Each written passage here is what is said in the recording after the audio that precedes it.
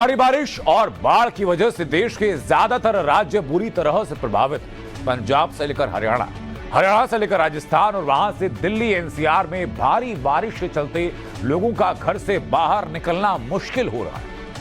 हिमाचल उत्तराखंड जैसे पहाड़ी राज्यों में रिकॉर्ड तोड़ बारिश हो रही है। बारिश इतनी कि पहाड़ दरकने लगे, बड़े बड़े पुल ढहने लगे, बड़े बड़े घर जो किनारे बने हुए थे, जो होटल्स बने हुए थे, वो जल समाधि ले रहे हैं।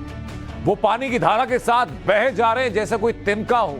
वो तस्वीरें बेहद खौफनाक हैं। प्रधानमंत्री नरेंद्र मोदी मोर्चा संभाल चुके हैं और मोर्चा संभालते हुए बारिश से सबसे ज्यादा तबाह हुए प्रदेश यानी हिमाचल प्रदेश और उत्तराखंड के मुख्यमंत्रियों से बात की। मौसम विभाग का कहना है कि अगले 48 घंटे अभी और सावधान रहने की जरूरत है, लेकिन वो तस्वीरें जरा आप याद कीजिए। अभी मैं आपको दिखाने जा रहा हूं जो तस्वीरें रूह कपा देंगी।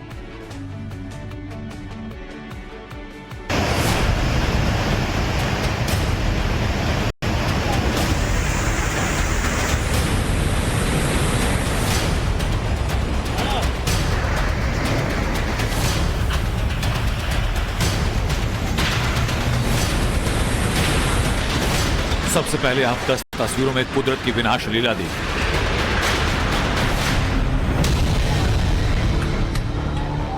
तस्वीर नंबर 1, लोहे का भारी भरकम पुल बह गया।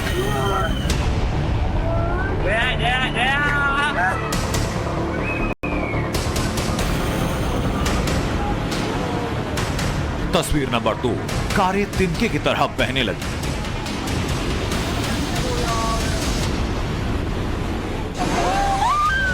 तस्वीर नंबर 3, पानी के जोर से मकान और दुकान सब ढह गए।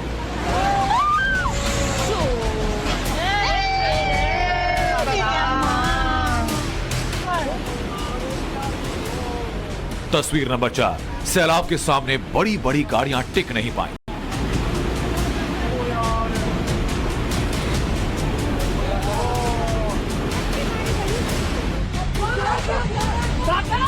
तस्वीर नंबर 5, फ्लैश फ्लड, घने जंगलों को बहाकर रिहाइश में ले आए।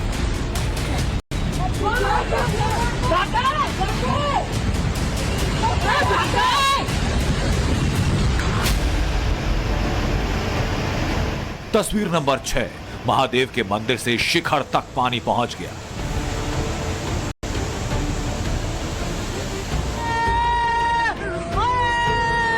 तस्वीर नंबर 7, पहाड़ों से बड़ी बड़ी चट्टानें गिरने लगी। तस्वीर नंबर 8, नदियां अपने रौद्र रूप में आ गई।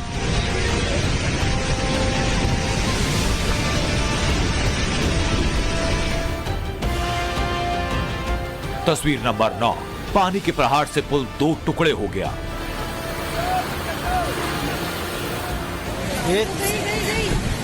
और तस्वीर नंबर 10, भारी भरकम बस नदी में समा गई। ओ भाई साहब,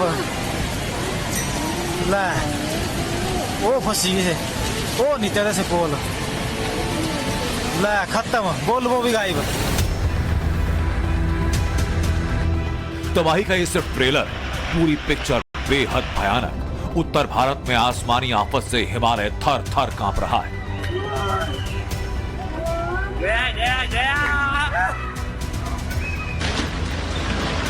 कुदरत जब अपने पर आती है तो इंसान कैसे बेबस हो जाता है। इसकी तस्वीरें पहाड़ से लेकर मैदान तक देखी जा रही हैं। उखड़ते पहाड़, धड़ाम से गिरते पुल, तबाह होते मकान, मैदान से लेकर पहाड़ तक ऐसी तस्वीरों से सोशल मीडिया पटा हुआ है।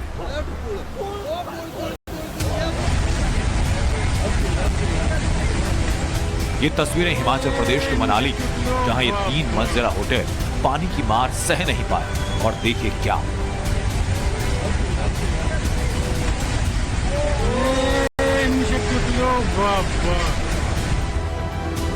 पहाड़ी इलाकों यानी हिमाचल और उत्तराखंड से जो भी तस्वीरें हैं वो बेहद डराने वाली। हिमाचल के सिरमौर से आई तस्वीर जरा देखिए।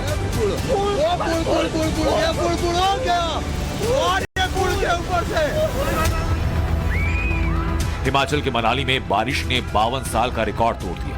यहाँ कई नदी नहरें खतरे के निशान से ऊपर हैं। 2 जगह पर बादल फटे।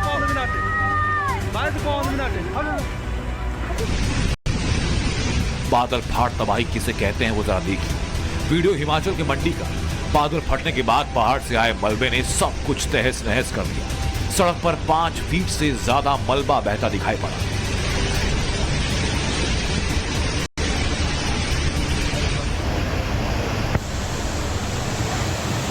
घर, गाड़ियां, पेड़, जो कुछ भी सैलाब के सामने आया वो सब कुछ बहा कर ले गए। सैलाब को देखकर लोग चिल्लाने के अलावा कुछ नहीं कर पाए।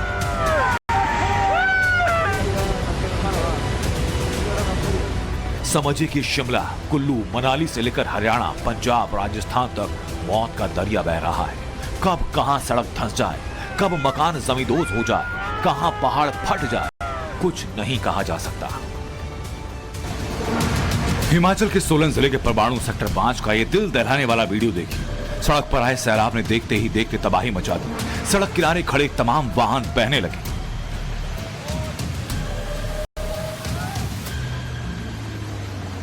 सैलाब की रफ्तार इतनी तेज कि दर्जनों कारें बह गई। कोई भी शख्स इस मलबे की चपेट में आता तो बचना मुश्किल होता। तस्वीरें गवाह की बादल फटने के बाद परवाणु में हालात बेहद खराब हो चुके हैं। पहाड़ों पर इस वक्त सफर करने का मतलब खुद को रिस्क में डालना है। जरा इन तस्वीरों से समझिए।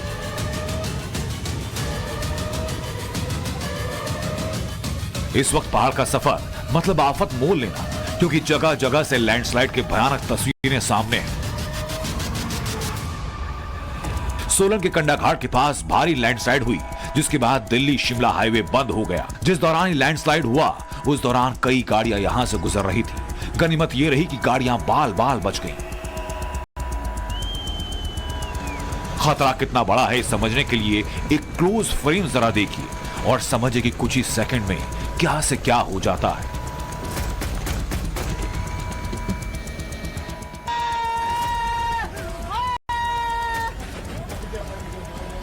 हिमाचल प्रदेश के कुल्लू में व्यास और पार्वती नदियां तांडव कर रही हैं। दोनों नदियों के संगम स्थल भुंतर में बाढ़ ने भीषण विनाश किया।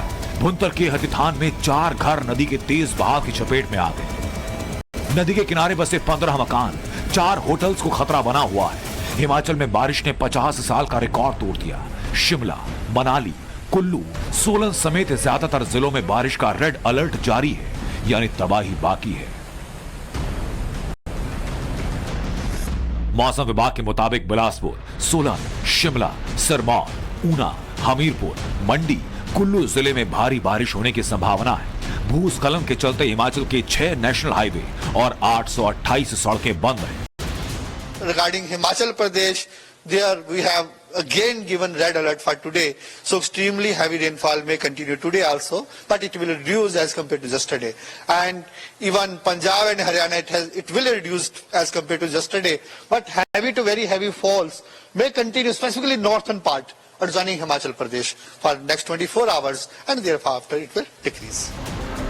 पहाड़ों से हटकर मैदानी इलाकों की बात करें तो दिल्ली और राजस्थान समेत उत्तर प्रदेश और मध्य प्रदेश में भीषण बारिश का दौर जारी है। उत्तराखंड में बारिश तबाही मचा रही है। शिमला और देहरादून हाईवे की जरा तस्वीरें देखिए। यहां रामगढ़ के नाले में बाढ़ के बाद हालात बिगड़ चुके हैं। पश्चिम उत्तर प्रदेश में जारी बारिश के बाद हिंडन नदी में गंगा जैसा सैलाब है।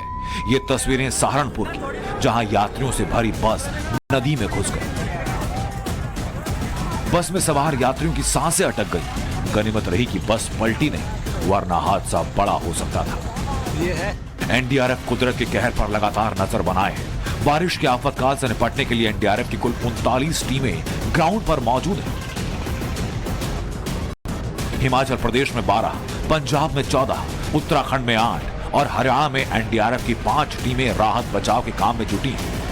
बाढ़ की स्थिति पैदा हुई है पिछले 2 दिन से जो बारिश हुई है, उस कारण पंजाब में, हिमाचल में, उत्तराखंड और दिल्ली क्षेत्र में भी पानी का जमावड़ा हुआ है। लो लाइंग एरियाज़ में रूरल फ्लडिंग और अर्बन फ्लडिंग भी हुई है। तो इसमें कल रात से काफ़ी इवैक्यूएशन किया गया है और अब भी ये कार्रवाई जारी है। हिमाचल के हम बहुत सारे वीडियोस देख रहे हैं, बहुत ज्यादा वहां पर तेज रफ्तार से नदियां भी बह रही हैं और रेस्क्यू ऑपरेशन चल रहे हैं। अभी क्या हालात हैं? कितने लोगों को आपने रेस्क्यू किया है? कितनी टीम्स आपकी वहां डिप्लॉय? हिमाचल में हमारी 11 टीमें तैनात हैं। जो हिल्स पर जो सिचुएशन होती है, आप देखते हैं कि वहां पर फ्लैश फ्लड्स आ जाता है। और इस बीच बड़ी खबर यह है कि उत्तराखंड में चमोली जिले के जोशीमठ से 50 किलोमीटर आगे मलारी में बादल फटने से कई नदियों का जलस्तर अचानक बढ़ गया।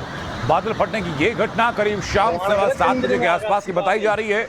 बादल फटने के बाद जुम्मा नाले में बाढ़ जैसे हालात पैदा हो गए।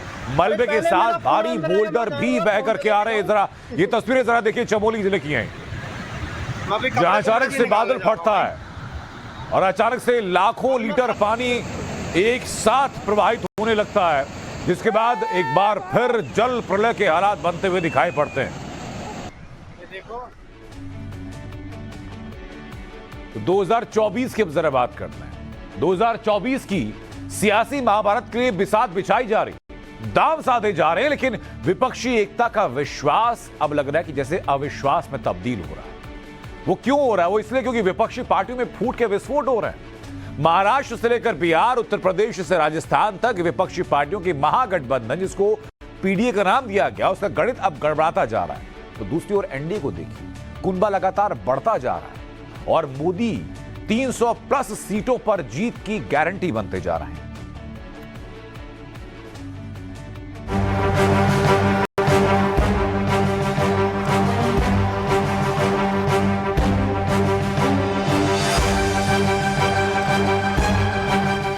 छत्तीस घंटे में उत्तर प्रदेश, छत्तीसगढ़, राजस्थान और तेलंगाना, 4 राज्यों का दौरा पीएम मोदी के उस संकल्प को बयान कर रहा है। एक अकेला मोदी कैसे विपक्ष के पूरे कुनबे पर भारी पड़ रहा है। 24 को लेकर पीएम मोदी अभी से मिशन मोड में है। ट्राइड एंड टेस्टेड फॉर्मूले के मुताबिक वो अपनी सियासी पिच तैयार कर रहे हैं, विरोधियों के लिए नए गोल सेट कर रहे हैं। कांग्रेस का मतलब है लूट की दुकान, झूठ का बाजार। जो ये इन दिनों बड़े बड़े वायदे किए जा रहे हैं, उसमें लूट के इरादे और झूठ के पिटारे के सिवा और कुछ नहीं है। 2024 के लिए पीएम मोदी का प्लान तैयार है, तो बीजेपी 2024 के समर में उतरने से पहले प्रचंड जीत के लिए अपने तरकश में हर तीर रखना चाहती है। इसके लिए संगठन में जहां बड़े स्तर पर फेरबदल की तैयारी है, तो मोदी मंत्रिमंडल के विस्तार और फेरबदल की चर्चाएं। चुनावी अंकगणित के बीच 17, 18 और 19 जुलाई, इन 3 तारीखों पर सबकी नजरें। 19 जुलाई को दिल्ली में एनडीए की बैठक होगी, जिसमें 30 से ज्यादा पार्टियां शामिल हो सकती हैं। तो 17-18 जुलाई को बेंगलुरु में पीडीए की मीटिंग होगी, जिसमें पटना की बैठक से एक कम यानी 14 पार्टियां शामिल होंगी। लेकिन विपक्षी एकता के गड़बड़ाते समीकरण के कयास वाली खबरें बिहार से भी, और ऐसे कयासों की वजह हैं ये 2 तस्वीरें। पहली वजह बिहार के राजगीर में लगे मलमास मेले के ये सरकारी बैनर पोस्टर, जिसमें हर पोस्टर में सीएम नीतीश कुमार तो नजर आ रहे हैं, लेकिन पोस्टर्स में से एक में भी डिप्टी सीएम तेजस्वी यादव की तस्वीर नहीं। और दूसरी वजह अमित शाह के साथ आरजेडी एमएलसी सुनील सिंह की तस्वीर, जिसे लेकर नीतीश कुमार लालू यादव के बेहद करीबी सुनील सिंह पर आपा खो दिया, ये कहते हुए कि सुनील सिंह अमित शाह के संपर्क में। खास बात यह कि महाराष्ट्र की घटना के बाद खुद नीतीश कुमार भी जेडीयू में सेंधमारी के खतरे से ज्यादा सतर्क हैं। कोई चीज देखना हो, यहाँ मुख्यमंत्री जी, उप मुख्यमंत्री जी साथ आए, अभी तुरंत 2-2.5 घंटे तक सब एकजुट रह के पूरे मजबूती से महागठबंधन को आगे बढ़ाने की बात किए। इसकी चर्चा आप नहीं करते हैं, एगो पोस्टर देखने राजगीर चले जाते हैं।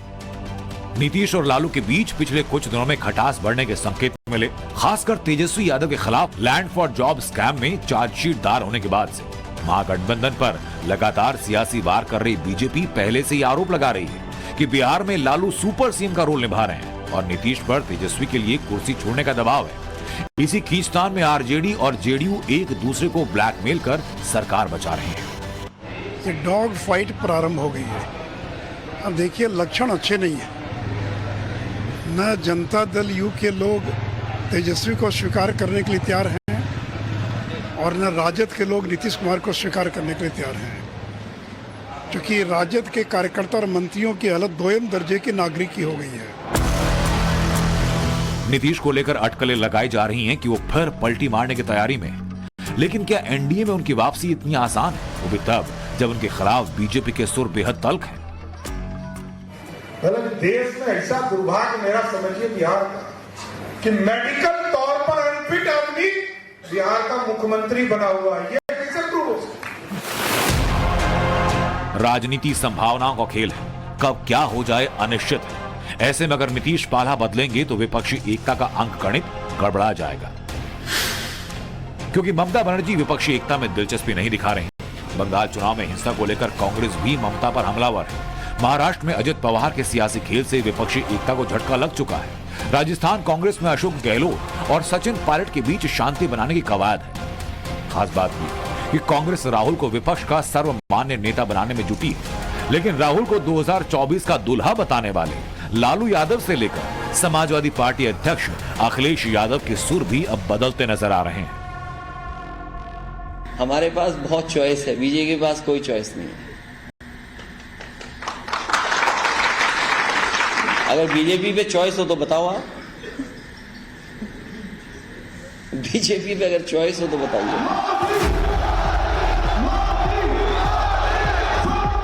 2024 में मोदी के मुकाबले से पहले ही विपक्ष को घाटा हो रहा है, जबकि मोदी के एनडीए का कुनबा बढ़ता जा रहा है। महाराष्ट्र में अजित पवार नए पार्टनर बने, बिहार से चिराग पासवान साथ आ सकते हैं। विकासशील इंसान पार्टी के मुकेश सहनी भी इस लिस्ट में। बीजेपी अपने दो पूर्व सहयोगी दलों टीडीपी और शिरोमणि अकाली दल के साथ बातचीत कर रही है। यूपी में एनडीए अपना कुनबा बढ़ाएगा। सूत्रों के मुताबिक ओम प्रकाश राजभर जल्दी ही एनडीए में शामिल होंगे। इसके अलावा समाजवादी पार्टी के नेता दारा सिंह चौहान भी बीजेपी के संपर्क में है। ओम प्रकाश राजभर एनडीए में आने से पहले समाजवादी पार्टी और बीएसपी के खिलाफ मोर्चा खोल चुके हैं। जब 4 बार समाजवादी पार्टी की सरकार थी तो 4 बार के सरकार में बड़े पैमाने पर 18% वोट मुसलमान दिया। चलो हमने मान लिया कि राजभर नहीं दिया, पटेल नहीं दिया, बिंद की वोट मल्लाह निषाद नहीं दिया, आरा कर्कबंसी बंजारा बहलिया खंघान नहीं दिया, लेकिन जो दिया उसके लिए आपने क्या किया?